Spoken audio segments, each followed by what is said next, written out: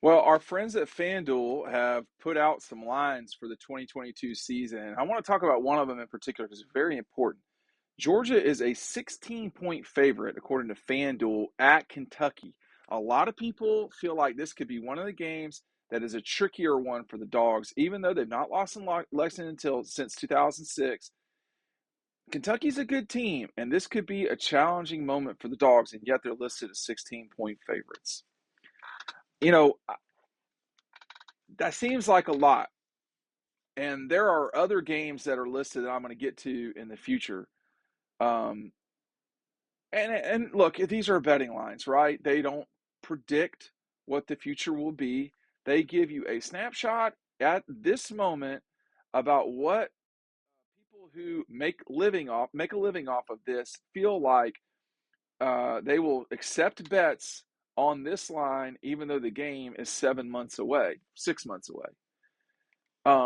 That you would take the Cats at home, 6 plus 16. I would almost take Kentucky just because the league is so difficult, and to play and win on the road, a 14-point win by Georgia in Lexington could feel like a thorough beating.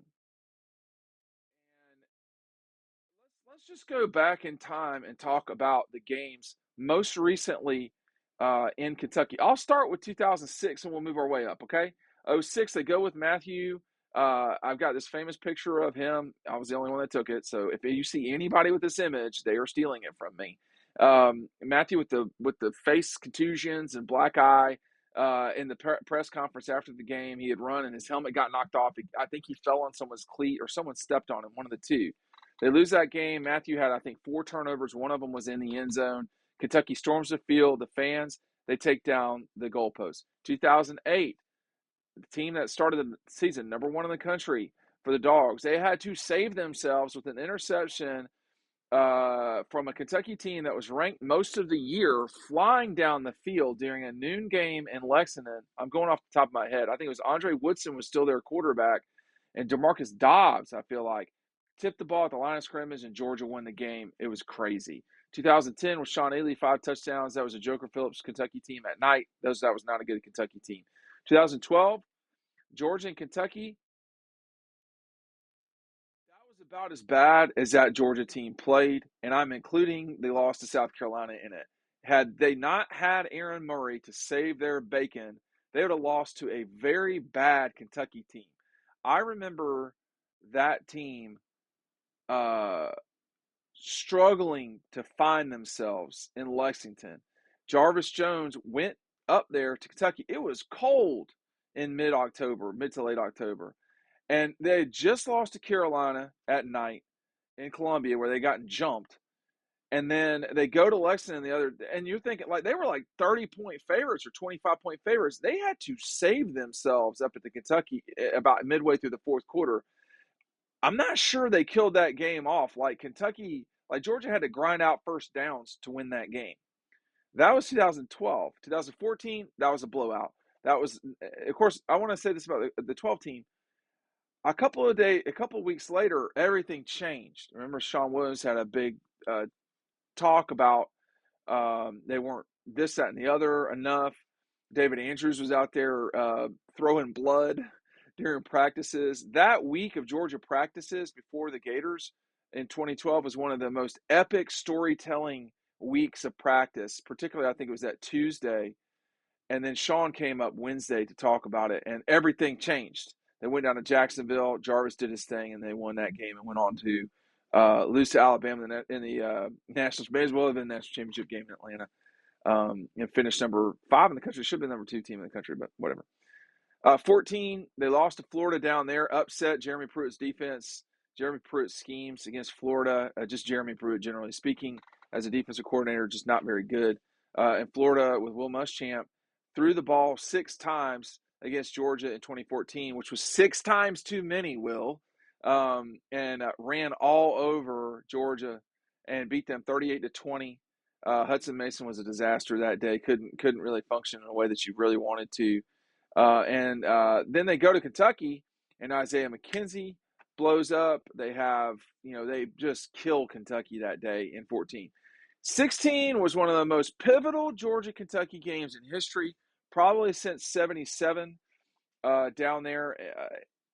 This was when Kirby's program found itself.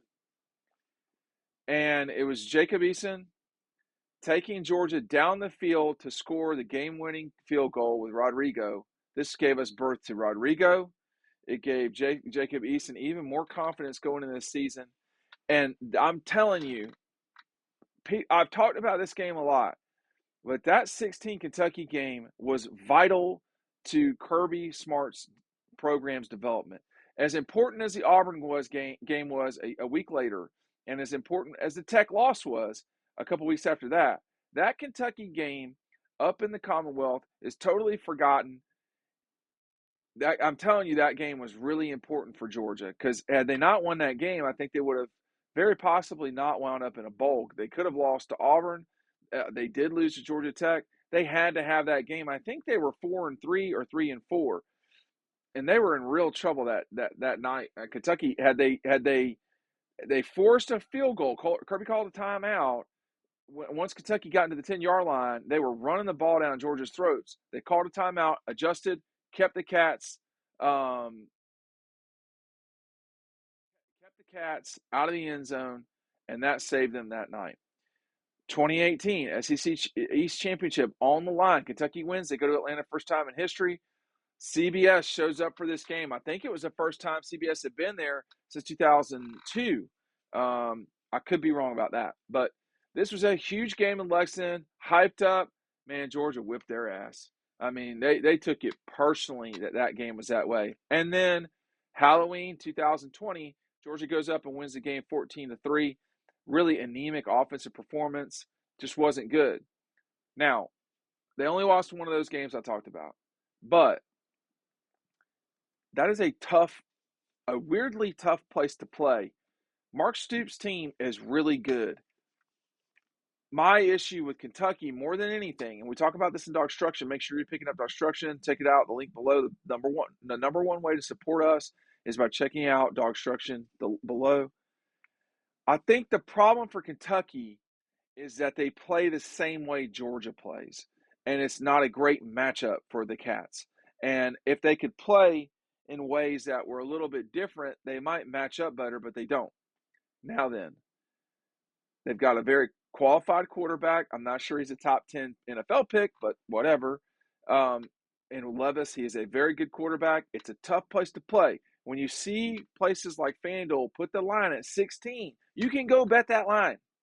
Right now, they will take your money. Now, if you bet $1,000, the line's going to move.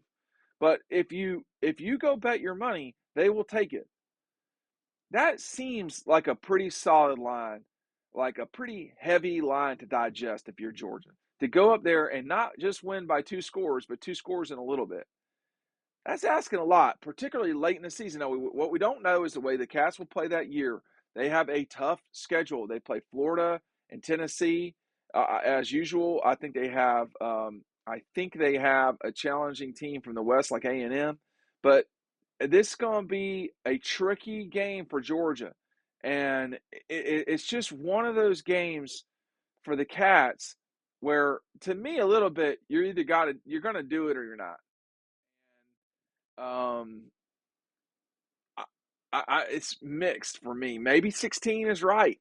It doesn't seem like it, but maybe it's right. We'll see you on the website.